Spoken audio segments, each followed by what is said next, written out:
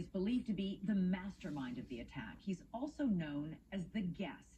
It is said he trained thousands of Hamas terrorists who swarmed into Israel using trucks, bulldozers, and paragliders. Deif has survived 7 Israeli assassination attempts and is rarely seen in public. He helped design the tunnel system in Gaza and is an explosives expert. While Deif is believed to be in Gaza, Ismail Haniyeh is far from the squalor of Gaza. He lives in relative luxury in Qatar. He has held significant political power within Hamas for more than 20 years. Haniyeh said today that none of the hostages would be released until the war is over.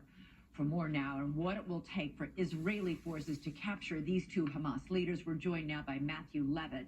He's the director of the Reinhard Program on Counterterrorism at the Washington Institute for Near East Policy.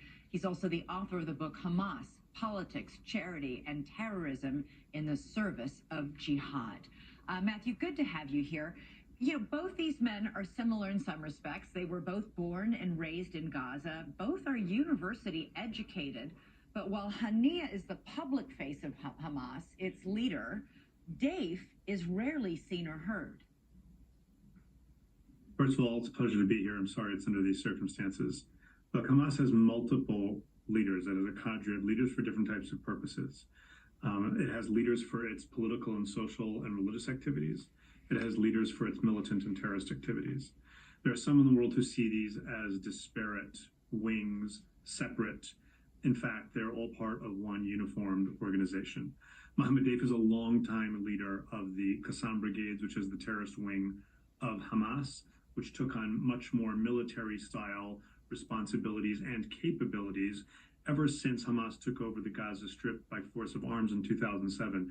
That's force of arms targeting fellow Palestinians in 2007. The Israelis had already withdrawn. And Ismail Haniyeh has been the longtime head of the political branch of Hamas. It's a clarifying moment when you have the political leader of Hamas issuing these statements saying victory, martyrdom, or death. Right. Deif, I want to focus on Deif for a little bit. If you can just, tell us a little bit about who he is as a person. He was nearly killed in one of several assassination attempts. He reportedly uses a wheelchair now and has lost an eye.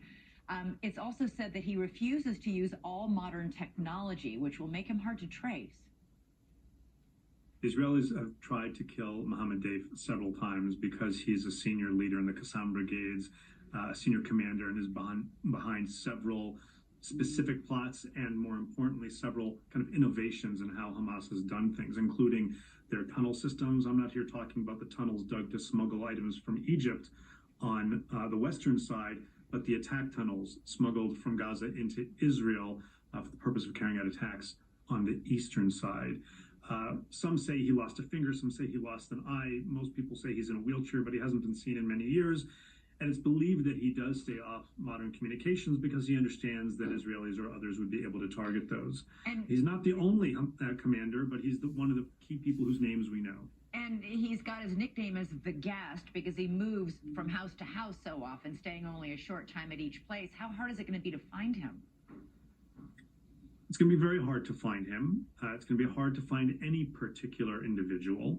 The Israelis are typically very well known for their extremely robust intelligence capabilities, but those clearly failed in the past few days, and they're going to need to find the wherewithal to pull together as an intelligence community to be able to find the specific people they need to find from among the bad guys, but also to find where the hostages, at least 150 people, are being held.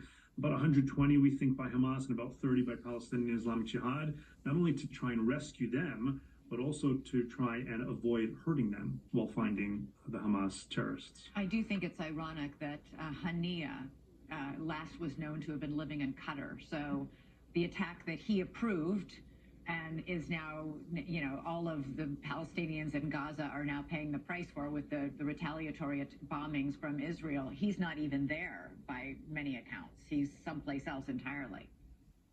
No, he's living in luxury, and he's not the first or the only Hamas official to be there. Another Hamas official, Khalid Mishal, issued a statement today calling for protests around the world on Friday. He too has lived in Qatar for many, many years, and so that irony should not be lost on your viewers. You're right. No, it should not. Matthew Levitt, Thank you so much for being with us tonight. Look forward